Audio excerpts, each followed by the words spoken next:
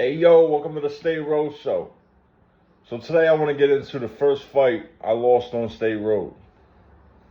So let me give you the setup. You go from CF, go through the transfer process.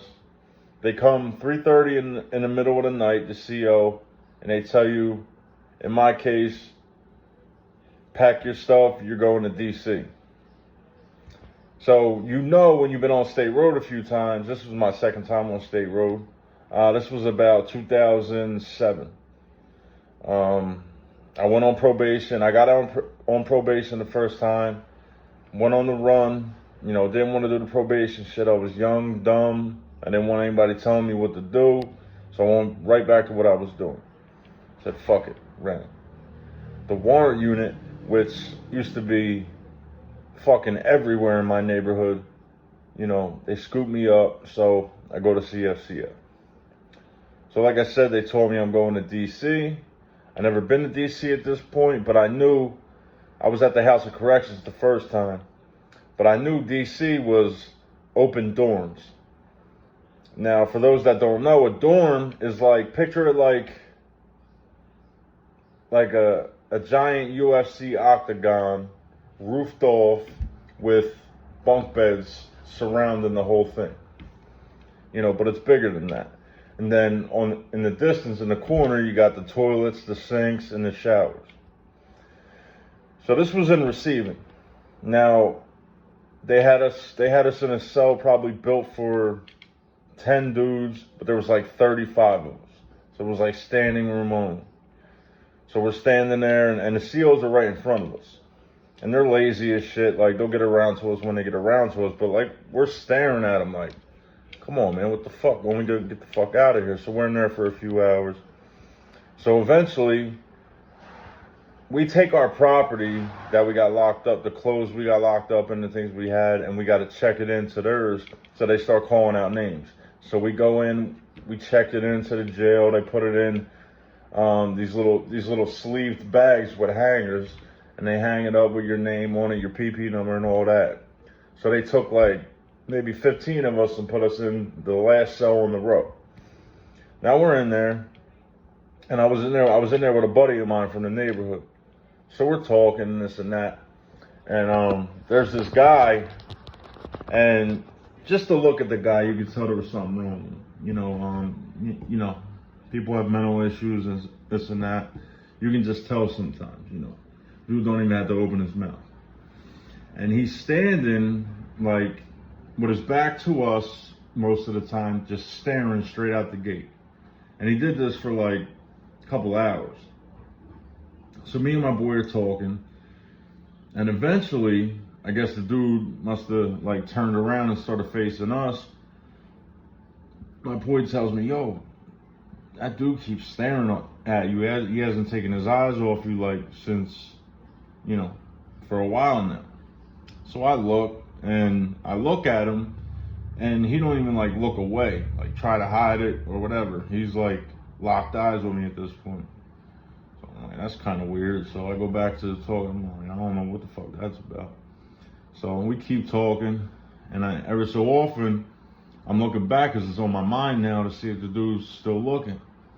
Damn sure still looking. So I go back to talking to my boy, and then I just had enough. I said, yo, what the fuck are you looking at?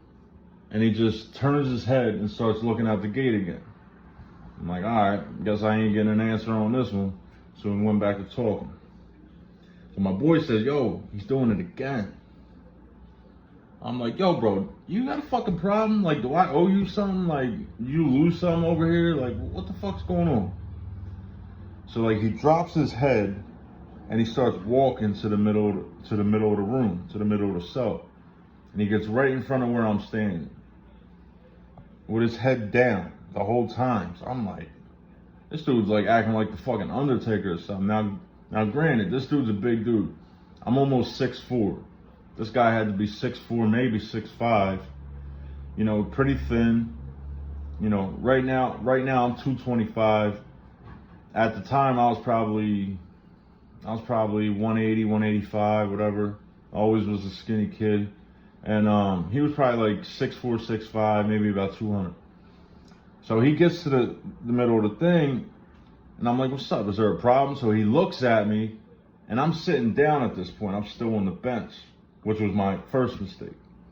So he takes 2 steps in and like tries bringing his face like close to my face. I don't know if he was like trying to blow in my face or gonna try to kiss me or whatever, but I mug him. Like, to create distance. He backs up, I stand up, now we're squared off. I hit him the first 2 times, no effect. So we start wrestling. This dude was, the term, like, I hate to use the term, but I'm gonna keep it real. The term retard strength, that's a real fucking thing. This dude had fucking retard strength. I tried wrestling him to the ground, nothing. He tried wrestling me to the ground, he got me. So like every time I tried to turn this dude over to get back on top of him, it just was like no bueno. It was not happening. So like why he had me like down, he hit me a couple times side of my head, hit me like about a total of 5-6 times. I hit him twice while trying to tussle with him. So the guard comes over after all the commotion. Yo, what the fuck's going on over here? So of course we play it off, nothing, this and that. He didn't look at none of us. He didn't see none of the marks. They don't give a fuck. If they don't see you fighting, like, it's basically the old saying, like, if nobody sees it, it didn't happen. This was the case. So, cool, the fight's over, this and that. Right after the guard came to see if there was a problem, it just so happens we're ready to go upstairs. Now, in DC, like I said, they have dorms, but above these dorms, when like there's no room, there's like what they call an annex on top of every dorm.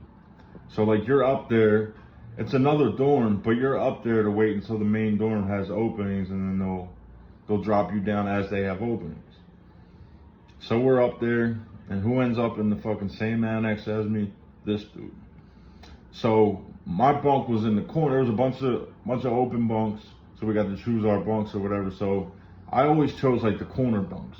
Because you can get away with more if you wind up coming up on cigarettes or whatever the fuck. You just try to stay as far away from the guards as possible. I used to, be in the corner, they can see a lot less than this and that. So my boy chooses the bunk next to me and this and that, and we're over there talking. Like I said, I'm in the corner bunk, so I can see the whole dorm. Now this dude's all the way over there on the other side, across from me, against the wall. So we're talking, and I'm like, listen, I gotta get back on this dude. Like, it ain't just gonna die where, it ended in the receiving room. Like, he got me. Like, it ain't just gonna die there. So I guess he wasn't mentally ill enough to not pick up on what was going on, because like I kept looking at him and talking. They kept looking at him. Like, they, the people I was talking to were drawn. I guess I was drawn too, but I was just like, and fuck that.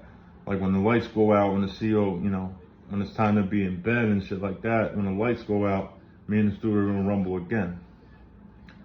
So I notice he keeps noticing me talking about him and shit like that, and he gets up. So I'm like, all right, what's it gonna be, a repeat? What the fuck's he gonna try to just do this time, blow in my ear? So he gets up, but he starts going to the guard, and he's talking to the guard. What the fuck? Like, the dude beat me, like, so like, yeah, I know he's not going to tell on himself. He got nothing to tell on me about, you know what I'm saying? He beat me. Next thing I know, dude's packing his shit and goes out of the annex. He checked in. Which, if it was me, I would have fought me again. Because, I got he got the best of me, this and that. But I guess because he's seen I had a couple friends with me or whatever, we were going to jump him, which we weren't. I'm not too into that jumping shit. I'm all about a one-on-one. Unless like me or one of my friends are fighting and other people jump in, then I'm about, getting down. But I'm not about that jumping shit, so I wasn't gonna jump him. But he checked in, thought we were gonna jump him, and that's that. But yeah, man, that dude was strong. He either had that retard strength or he was just like a monkey strong crackhead, as they said on training day. Like, he was strong as a motherfucker. Like, abnormally strong. Like, I was always strong, but this dude was abnormally strong. But anyway, yeah, that's my first loss on State Road. Happened in DC. around 2007, 2008 maybe. But yeah, like the video if you like the video. Subscribe, become a member of the channel. Until next time, this is Kenzo, State Road Show, all day. And remember, it's cuffing season. Don't give them no fucking reason.